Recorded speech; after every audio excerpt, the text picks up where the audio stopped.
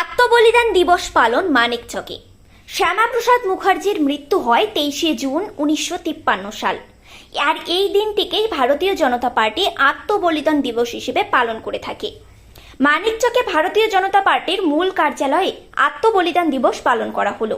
এদিনের কর্মসূচিতে উপস্থিত ছিলেন ভারতীয় জনতা পার্টির দক্ষিণ মালদা সাধারণ সম্পাদক গৌরচন্দ্র মণ্ডল, সুভাষ যাদব সহ অন্যান্য কার্যকর্তারা। প্রতিকৃতিতে মাল্যদান ও শ্রদ্ধা নিবেদন করে আজকের এই দিনটিকে পালন করা হয় মূল কার্যালয়ে।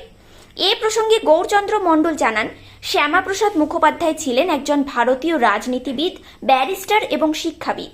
তিনি জওহরলাল নেহরুর মন্ত্রিসভায় ভারতের প্রথম শিল্প ও সরবরাহ মন্ত্রী হিসেবে দায়িত্ব পালন করেন। পরবর্তীতে নেহরু লিয়াকত চুক্তির বিরোধিতা করে তিনি নেহরুর মন্ত্রিসভা থেকে পদত্যাগ করেন, আন্দোলনের পথ বেছে নেন।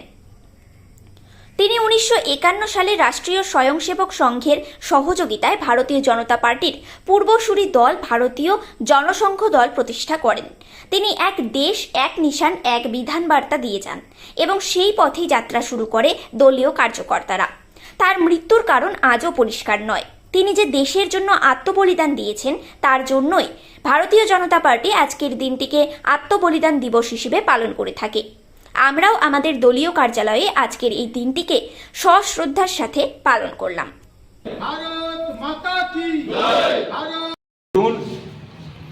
শ্যামাপ্রসাদ মুখোপাধ্যায়ের আত্মবলিদান দিবস ভারতীয় জনতা পার্টির মানিকচক বিধানসভার প্রধান কার্যালয়ে পালন করা হলো।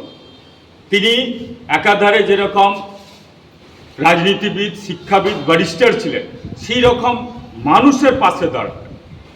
অখণ্ড ভারতকে সঠিক রাখার জন্য তিনি লড়াই করেছিলেন। কাশ্মীরে যখন 370 ধারায় আলাদা একটা দেশ হিসাবে জাতীয় পতাকা পালিত হতো, তিনি বিরোধিতা করেছিলেন। এক বিধান, এক দেশ, এক নিশান, এক বিধান যে তিনি চালু করেছিলেন, বলেছিলেন যে এটাই একটা দেশে একটাই জাতীয় পতাকা উত্তোলিত হবে। এই জন্য সেখানে 1953 সালে 11ই মে তাকে অ্যারেস্ট করা হয়। তিনি নেহেরুর মন্ত্রিসভায় ছিলেন, সেখান থেকে এই আন্দোলনের জন্য তিনি নিজেকে পদত্যাগ করেছিলেন এবং আন্দোলন করে যাচ্ছিলেন। এবং তাকে যে অ্যারেস্ট করা হয় 11ই মে, তারপরে তাকে জেলবন্দি করে রাখার পরে বিভিন্ন অজুহাতে এবং তাকে বিষ ইঞ্জেকশন দিয়ে আজকের দিন 23শে জুন তিনি মারা যান। এখনও অধরা কী কারণে মারা গেছে, কি হয়েছে, কিন্তু তিনি আজকে রাষ্ট্রীয় স্বয়ংসেবকের সহযোগিতায় জনসংঘ গঠন করেন। আর আজকেরই সেই জনসংঘ ভারতীয় জনতা পার্টি। তার আত্মবলিদান দিবস ভারতবর্ষের সমস্ত ভারতীয় জনতা পার্টির অফিসে বিভিন্ন জায়গায় পালিত হচ্ছে, আমরাও সেটা করছি। আমাদের সাথে থাকুন এবং দেখতে থাকুন নিউজ প্রাইম টাইমস, আপনাদের সাথে, আপনাদের পাশে।